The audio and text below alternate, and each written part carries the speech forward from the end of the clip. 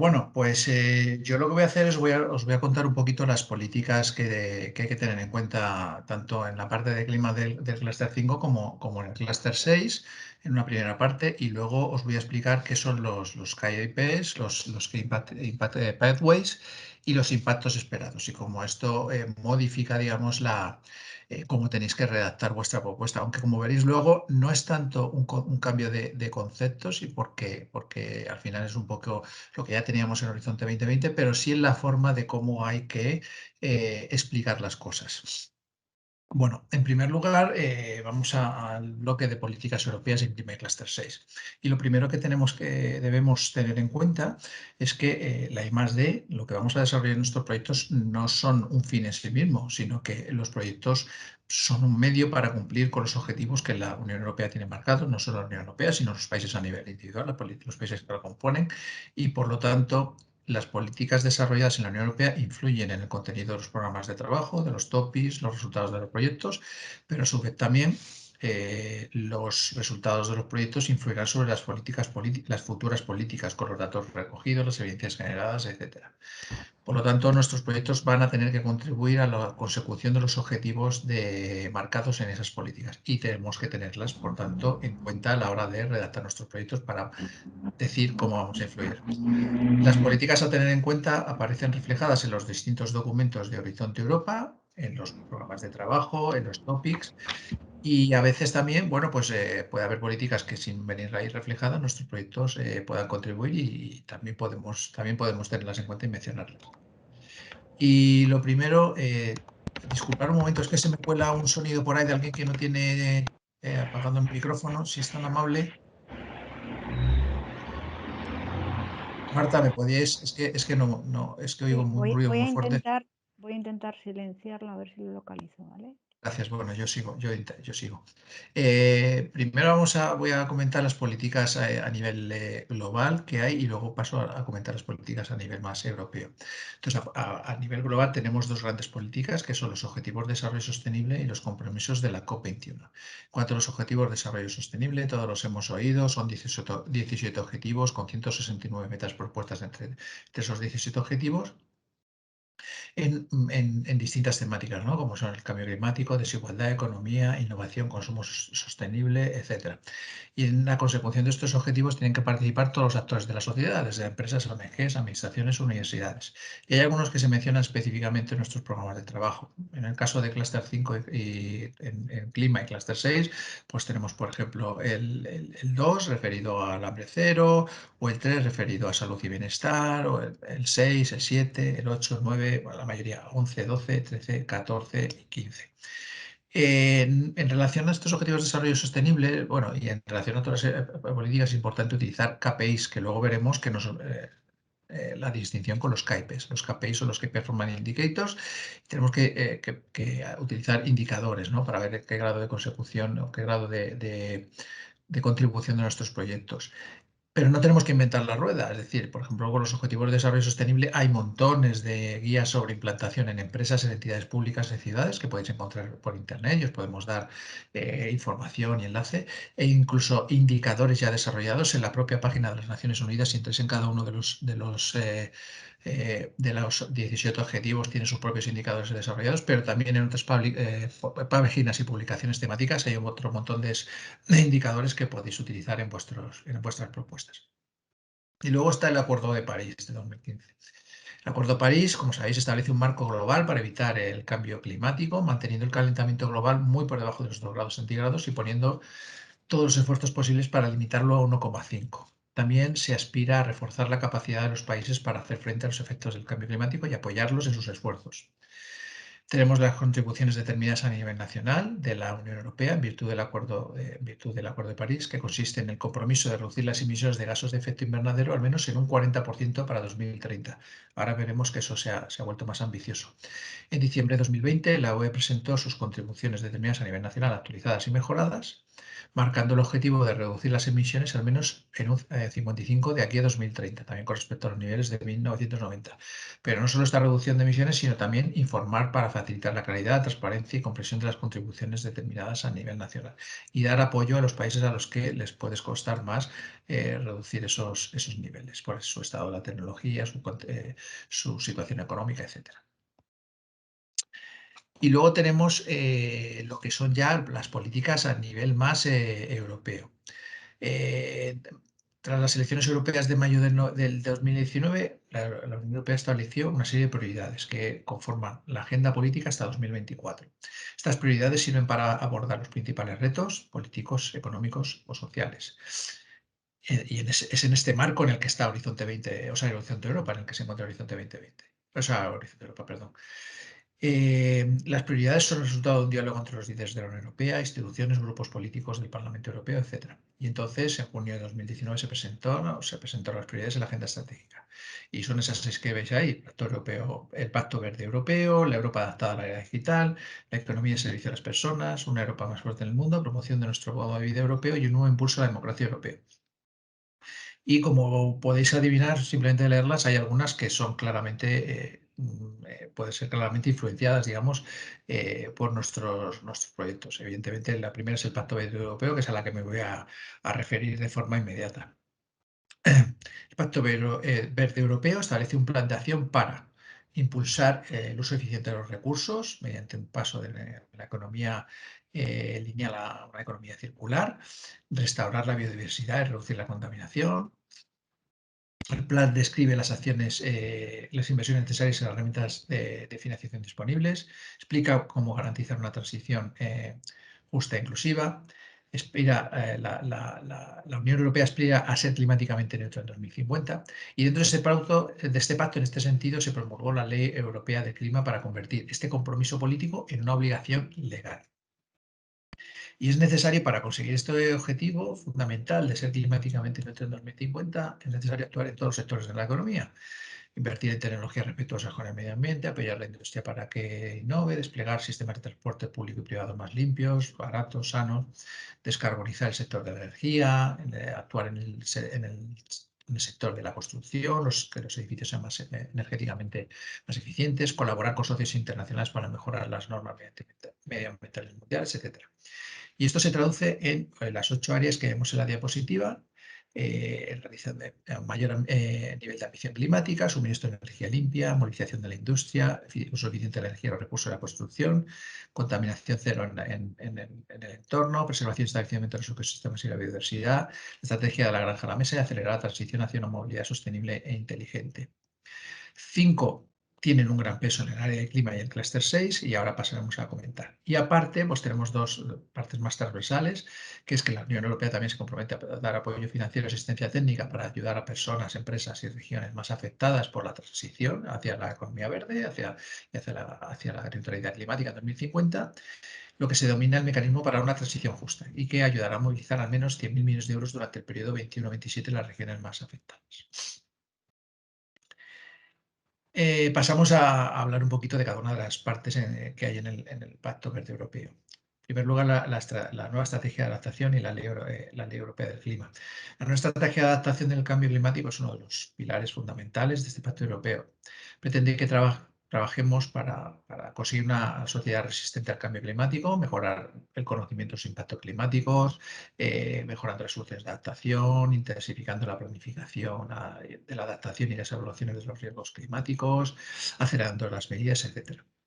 La estrategia propone medidas que van más allá de las fronteras del conocimiento en materia de adaptación, de manera que podamos recopilar más y mejores datos sobre los riesgos, las pérdidas que supone este cambio climático y, sobre todo, ponerlos a disposición de todo el mundo, ¿no? En este sentido, tenemos la Plataforma Europea de Adaptación al Cambio Climático, Climate Adapt, que se mejorará y ampliará, y se le añadirá un observatorio específico para mejorar el seguimiento, análisis y la prevención de los efectos del cambio climático en la salud. Y es algo que tenéis que tener en cuenta en vuestros proyectos, esta plataforma. Uno de los elementos claves del Pacto Verde Europeo y la adaptación y la estrategia de adaptación al clima es la Ley Europea del Clima, que, como hemos dicho anteriormente, consagra el compromiso de la Unión Europea de alcanzar esa neutralidad climática. Deja de ser un compromiso a ser algo legalmente vinculante para los países europeos con el objetivo de alcanzar esa neutralidad en 2050, con un objetivo intermedio de reducir las emisiones netas de gases de efecto invernadero en 2030 al menos en un 55%. Además del objetivo de neutralidad climática y en 2050 y el intermedio de 2030, el acuerdo consolida el marco europeo de acción por el clima con la introducción de otros elementos. Por ejemplo, el reconocimiento de la necesidad de aumentar los sumideros de carbono de la Unión Europea mediante legislación UCUTS, es decir, sobre el cambio de uso de la tierra y de la silvicultura. Una legislación más ambiciosa sobre la que la Comisión presentará propuestas a lo largo de este año 2021. Un compromiso a favor de emisiones negativas a partir de 2050. La creación de un Consejo Científico Consultivo Europeo sobre Cambio Climático para proporcionar asesoramiento científico independiente. También disposiciones más estrictas en materia de adaptación al cambio climático o un compromiso de colaboración con distintos sectores para redactar hojas de ruta sectoriales específicas con el objetivo de trazar un camino hacia la neutralidad climática en los diferentes ámbitos y sectores de la economía. Junto con la estrategia industrial también, perdón, un segundito. Digo, aquí hay. O sea, tenemos una estrategia también europea industrial, un eje principal en lo que son los sistemas industriales para aumentar la resiliencia del mercado único, porque el conseguir una economía climáticamente neutra exige pues, una plena movilización de la industria. Se estima que se necesitan 25 años y una generación para transformar todo un sector industrial. Por lo tanto, si queremos estar preparados para 2050, es importante ya tomar decisiones. La estrategia industrial actualizada ofrece medidas para tener en cuenta las enseñanzas que hemos extraído de las dos crisis que hemos sufrido, la de 2008 y la que estamos inmersos ahora, ¿no? Y apoyar la inversión. Y se centra mucho en los aspectos, en reforzar la resiliencia del mercado único, por ejemplo, con un análisis anual de la situación del mercado único, en particular lo que concierne a 14 ecosistemas industriales, entre los que están, por ejemplo, la construcción, las industrias digitales, la salud o la agroalimentación. Luego, como dando apoyo, digamos, a esta estrategia industrial o la estrategia industrial dando apoyo a este plan de acción de la economía circular, se pretende que se modernice la economía de la Unión Europea aprovechando pues, todas las oportunidades que la economía circular proporciona, tanto en la Unión Europea como a nivel internacional.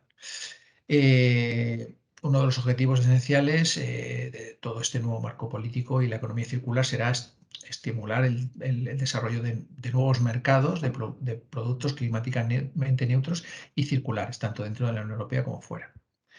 Si bien el plan de acción de la economía circular pretende actuar sobre todos los sectores, que esa transición se produzca en todos los sectores, las actuaciones que se pretenden en este plan se centrarán en aquellos que hacen un uso más intensivo de recursos, como puede ser el sector textil, la construcción, la electrónica o los plásticos.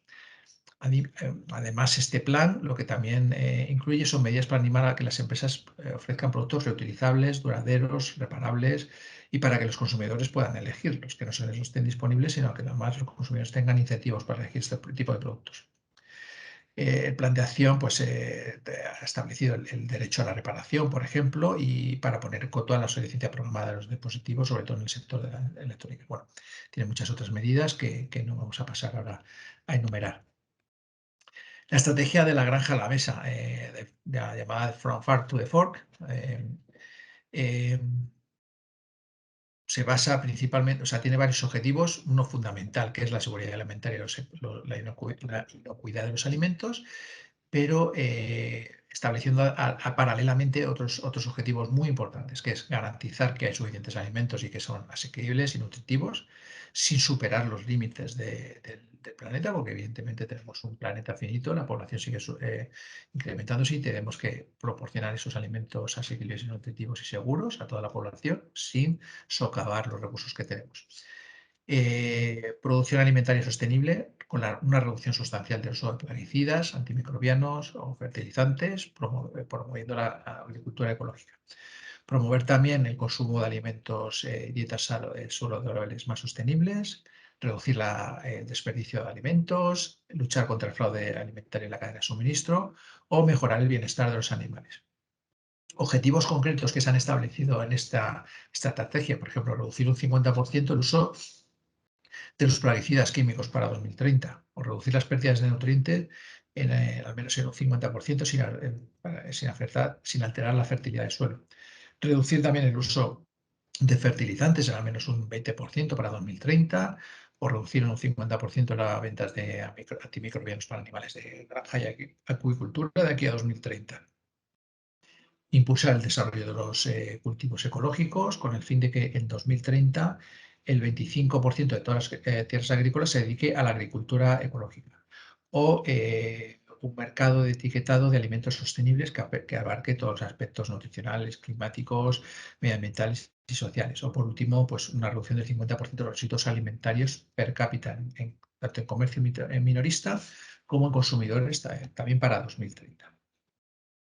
La siguiente estrategia importante es la estrategia para biodiversidad. Lo que se pretende es que la biodiversidad europea se vaya recuperando de aquí a 2030, estableciendo varias medidas, objetivos y mecanismos de gobernanza. Pretende que convirtamos al menos el 30% de la superficie terrestre y de la superficie marina de Europa en zonas protegidas, gestionadas de manera eficaz. Hay que partir de la red de la zona Natura 2000 existentes y complementarlas con zonas protegidas a nivel nacional. Hay que recuperar los ecosistemas degradados de toda la Unión Europea que se encuentran en mal estado. La estrategia propone un plan de recuperación de la naturaleza en que se prevén, entre otras medidas, mejorar el estado de conservación de al menos un 30% de los hábitats que actualmente no se encuentran en un estado favorable, recuperar al menos 25.000 kilómetros de ríos para que pasen a ser de caudal libre, frenar y revertir la disminución de aves e insectos en hábitats agrícolas, en particular los polinizadores, reducir el 50% el uso de plaguicidas químicos, lo que habíamos comentado anteriormente de gestionar al menos el 25% de las tierras agrícolas en régimen de agricultura ecológica, plantar al menos 3.000 millones de árboles respetando plenamente los principios ecológicos y protegiendo los bosques primarios y maduros que aún se conservan, etc. Tenemos también una estrategia forestal europea que todavía no se ha lanzado definitivamente, está en periodo de consulta, si no me equivoco, que se espera lanzar durante 2021, que lo que pretende es garantizar una mayor resiliencia de los bosques, con el objetivo también de fomentar la biodiversidad, apoyar esa estrategia de la biodiversidad que acabamos de comentar, la economía circular también, mejorar la calidad de vida de los ciudadanos, reducir el número de catástrofes naturales, fundamentalmente incendios, erosión por inundaciones y, por lo tanto, ayudando a conseguir los objetivos relacionados con el clima. Esta estrategia forestal europea se va a basar en la estrategia sobre la biodiversidad que acabamos de comentar. Bueno, pues como decíamos, también ayudará a conseguir, servirá de apoyo para conseguir parte de las estrategias que estamos comentando, por ejemplo, el Acuerdo de París o los Objetivos de Desarrollo Sostenible o la lucha contra la desertificación, etcétera. Pasamos a la estrategia Blue Economy. Esta estrategia pasamos de Blue Growth, que posiblemente muchos hayáis oído hablar de ella, a Blue Economy, lo que supone un nuevo enfoque. Pasamos del crecimiento azul a una economía azul sostenible. Tenemos que tener en cuenta, bueno, la economía azul es muy importante, no solo en el continente europeo, sino a nivel mundial. O sea, si fuera un país solo, la economía azul sería la séptima más importante del mundo, proporcionar 4,5 millones de empleos y, muy importante, muchos de ellos en zonas en las que no hay otra alternativa de trabajo. Y la transformación que se propone de economía, de crecimiento azul a economía azul se hace sobre varios pilares. Primero, sobre pues, la generación de oportunidades de empleo y de negocio tangibles de forma sostenible, se pretende pasar de un 11% a un 30% de la superficie marina protegida de aquí a 2030, como hemos dicho anteriormente también. Y pretende centrarse en 5 sectores que tienen un gran potencial dentro de la economía azul, como son el turismo relacionado con el mar, la biotecnología, la acuicultura, los recursos naturales o la energía renovable. La estrategia para polución cero, para un planeta más habitable, para eliminar toda la polución de los ecosistemas, que tiene varios objetivos. Reducir en más de un 55% los efectos sobre la salud de las muertes prematuras de la contaminación atmosférica, o en un 30% las personas que sufren molestias crónicas por el ruido de transporte, en un 25% los ecosistemas en los que la contaminación está amenazando la biodiversidad, en un 50% el contenido de basura plástica en el mar y en un 30% los microplásticos que son liberados anualmente al medio ambiente y en un 50% la generación total de residuos y también en un 50% los residuos específicamente municipales.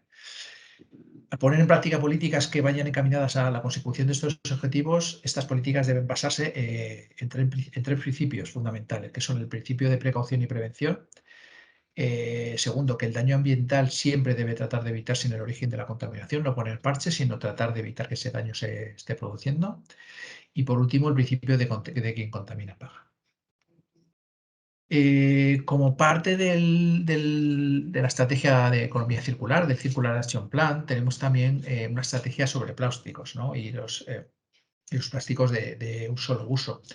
Ahí tenemos que menos del 30% de los plásticos recogidos son reciclados, ¿no? Y entonces, generalmente, lo que se pretende, porque la mayoría de los plásticos van a vertedero o a incineración, ¿no? Y esto lo que se quiere es, evidentemente, reducirlo. Primero, reducir la cantidad de plásticos usados, reusar siempre que sea posible, clasificarlos para poderlos reciclarlos y reciclarlos siempre que sea posible, ¿no?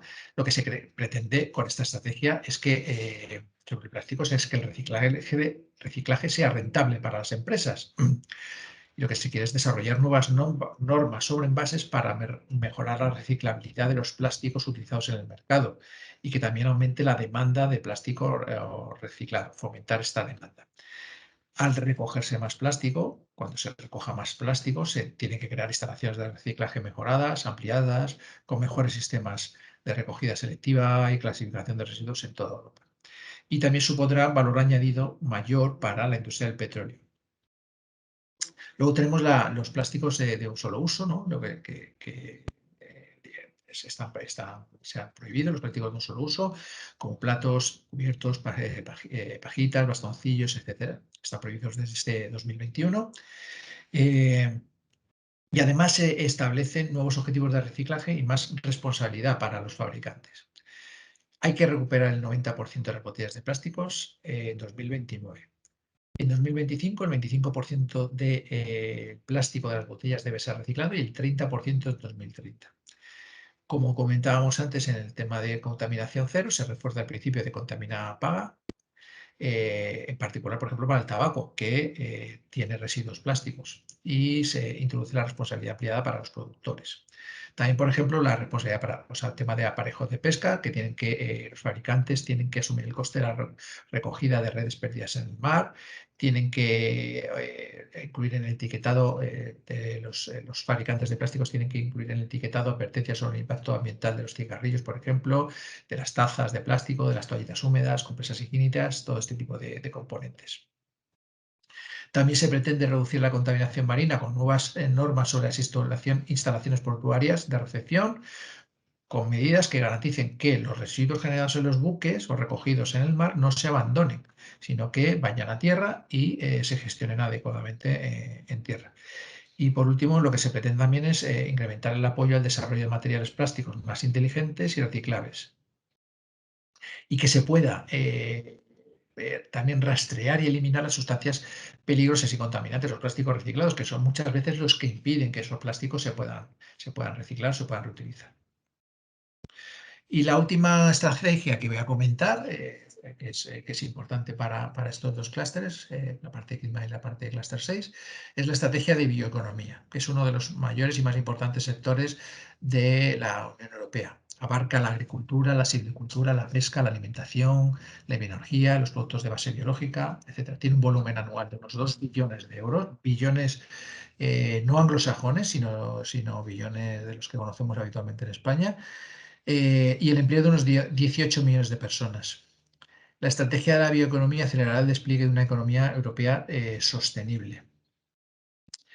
Tiene 5 objetivos: garantizar la seguridad alimentaria y nutricional, gestionar los recursos naturales de forma sostenible, reducir la dependencia de recursos no renovables y sostenibles, limitar el cambio climático y adaptarse a él y reforzar la competitividad europea y crear empleo. El plan de acción de la bioeconomía contiene 14 acciones concretas que están divididas en tres bloques.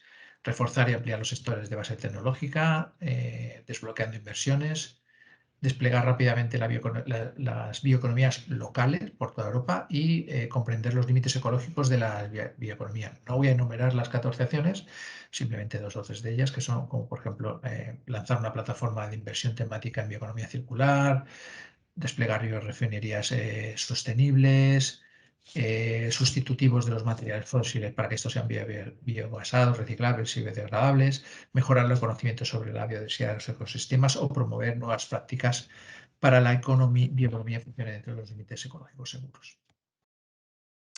Pasamos ya a la parte de los KIPs y los impactos esperados. Como decía al principio, no debéis confundir los KIPs con los KPIs. Los KPIs son los Key Performance Indicators y los KIPs son los Key Impact Pathways. Los KPIs, esto no cambia.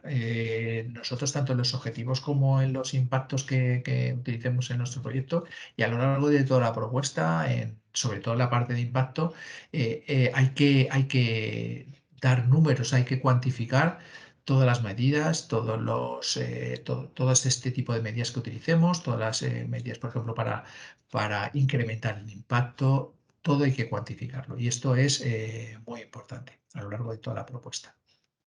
Entonces, lo primero que os vais a encontrar en la propuesta a la hora de ver la parte de impacto es un cambio en el concepto. Como decía antes, no es un cambio, es un cambio en cómo se afronta la narrativa en el apartado, pero en realidad, si lo pensáis bien, no es un cambio tanto en el concepto sobre Horizonte 2020. Sí que es cierto que se pone mucho más énfasis.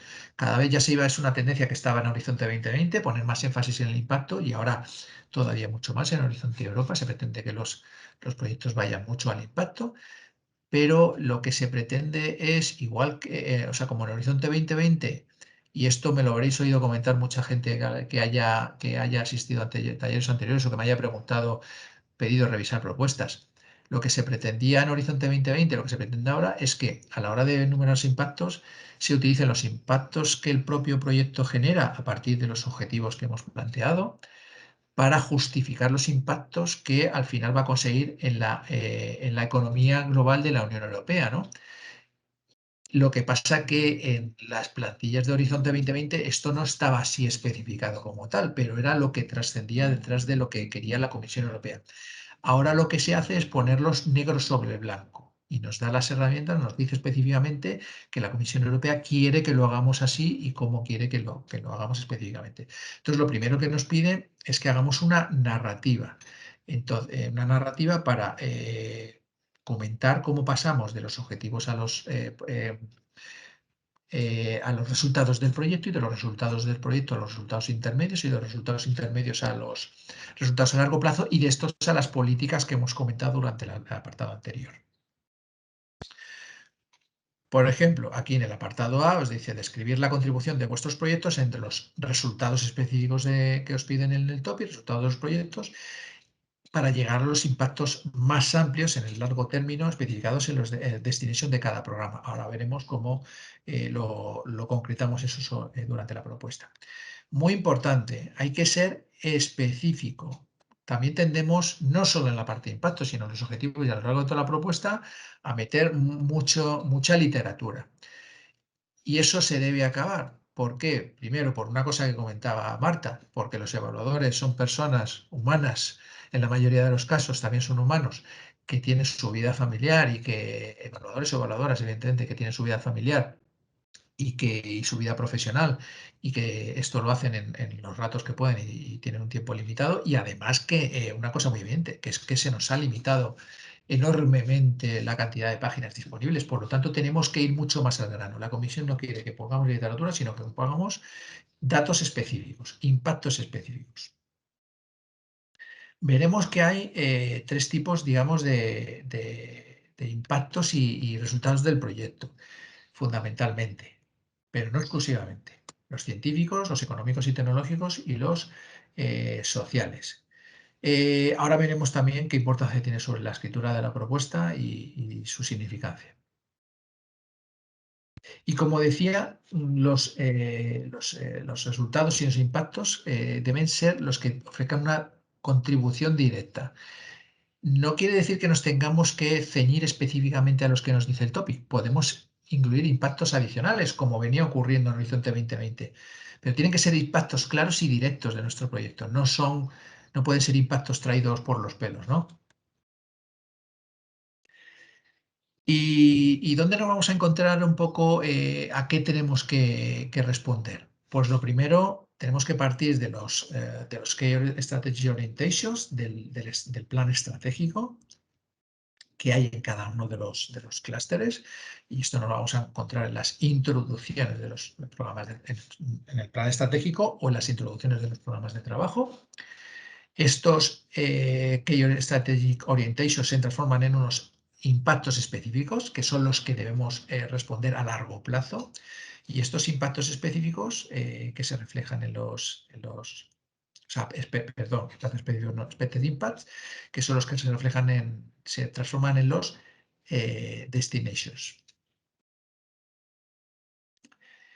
Y luego, bueno, pues aquí tenemos digamos, en el texto del topic, donde lo podéis encontrar, tenemos los destination con los impactos esperados y dos matices. Primero, tanto los impactos esperados como los expected outcomes, que es algo, bueno, que hemos comentado antes un poquito en las preguntas. Fundamentalmente, los impactos esperados no se espera que se respondan a todos.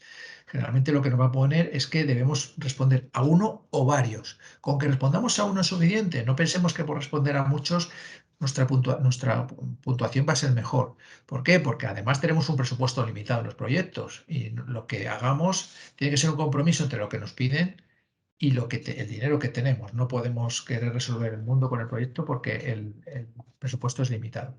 Pero lo mismo puede ocurrir con los expected outcomes.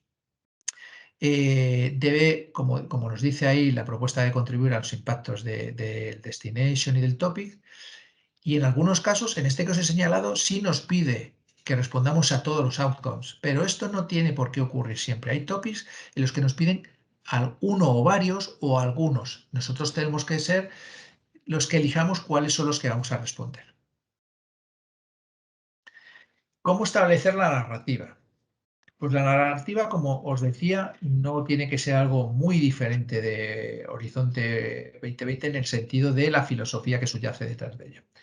Lo que nos tenemos que plantear primero es qué objetivos estamos planteando con el proyecto y qué resultados esperados tenemos con el proyecto, ¿no? Esto lo tenemos que hacer un poco en conjunto porque tienen que ser coherentes, pero tienen que ser coherentes, evidentemente, con lo que nos están planteando tanto en las prioridades de la Unión Europea, las prioridades políticas, que dan como resultado las Key Strategy Orientations que hay en nuestro clúster, que se transforman en unas impact áreas y en unos impactos esperados en nuestro destination. O sea, esa línea, digamos, esa narrativa es la primera que tenemos que tener en cuenta cuando vamos a plantear el proyecto. Y a partir de ahí establecer los objetivos y los resultados de nuestro proyecto en conjunto, coherentes. Porque yo muchas veces a la hora de revisar propuestas lo que me he encontrado es que los objetivos y los impactos no eran coherentes. Y entonces eso pues al final no tiene ni pies ni cabeza, ¿no? Si marcamos que queremos en nuestro proyecto reducir en una tecnología el 15% de emisiones de gases de efecto invernadero, pues tendremos que tener impactos que nos digan, oye, pues esta tecnología vamos a reducir, conseguimos reducir no sé cuántas toneladas en Europa al final de gases de efecto invernadero. Esa coherencia se tiene que ver reflejada en el texto de nuestras propuestas. Y a la hora de explicarlo, digamos que vamos a hacer el ejercicio contrario, es decir, vamos a partir de los resultados del proyecto, vamos a ir a los expected outcomes del topic, a los objetivos a medio plazo y vamos a llegar a los objetivos a largo plazo. Ahora veremos un esquema y un ejemplo. Tenemos tres tipos de impacto que nos viene marcado además por la base legislativa de Horizonte Europa. Tres tipos de impacto que cada uno de ellos está dividido en otras tres áreas. ¿Quiere decir que nosotros tenemos que cubrir todos? No, no quiere decir que tenemos que cubrir todo. Fundamentalmente estos tres tipos de impacto lo que va a hacer es facilitar a la comisión la monitorización del seguimiento de los impactos a lo largo del programa. Por lo tanto, nosotros indicaremos a cuáles de ellos contribuimos, en cuáles se clasifican, en qué categorías se clasifican los impactos que nosotros estamos describiendo. Pero no os preocupéis si no ponéis impactos en todas las categorías, porque no es lo que se pretende. Lo que se pretende es simplemente ver luego a cuáles estamos dando, a qué áreas estamos dando contenido para que la Unión Europea pueda, la Comisión pueda luego monitorizar el programa, cómo está respondiendo a los impactos que se han y a los objetivos que se han marcado inicialmente. Y para acabar ya, os pongo un ejemplo de cómo deben ser la narrativa, cómo nos debemos plantear los impactos. Yo os recomiendo, en este caso de los impactos, y volviendo un poco al texto del topic, que decía, oye, debemos ser objetivos, o sea, muy precisos.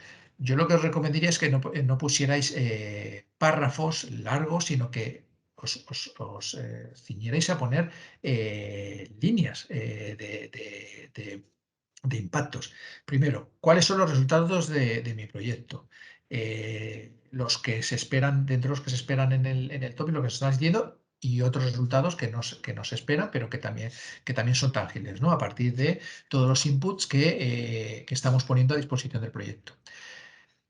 Con las medidas de simulación y explotación que vamos a realizar durante el proyecto y después del proyecto, conseguiremos unos impactos, unos expected outcomes a medio plazo. Por ejemplo, como en el ejemplo que tenemos ahí. Oye, durante nuestro proyecto vamos a hacer 3 aeropuertos de demostración para sistemas de predicción avanzada sobre la gestión de pasajeros. A medio plazo, una vez hayamos puesto en marcha las medidas de diseminación y comunicación, pues eso se va a transformar en que en algunos otros sitios, aparte de nuestro proyecto, van a adoptar las soluciones o productos que nosotros hayamos desarrollado en nuestro proyecto. Y por lo tanto, pues esperamos que en 9 aeropuertos tengan este sistema, ¿no? Lo acojan y lo pongan en práctica. Y, por supuesto, otros expected outcomes. Y a largo plazo, también como fruto de estas estrategias de diseminación y explotación y futuras y más medidas o sea, las medidas que establezcamos que van a ser, se van a llevar a cabo después del proyecto, pues resulta que la comisión en toda Europa se habrá establecido en un porcentaje de los aeropuertos europeos, se habrá establecido esta tecnología y habremos conseguido que la capacidad de todos estos aeropuertos, de todos los aeropuertos europeos, se incrementen un 15% con un 28% de reducción en los costes de expansión de las infraestructuras.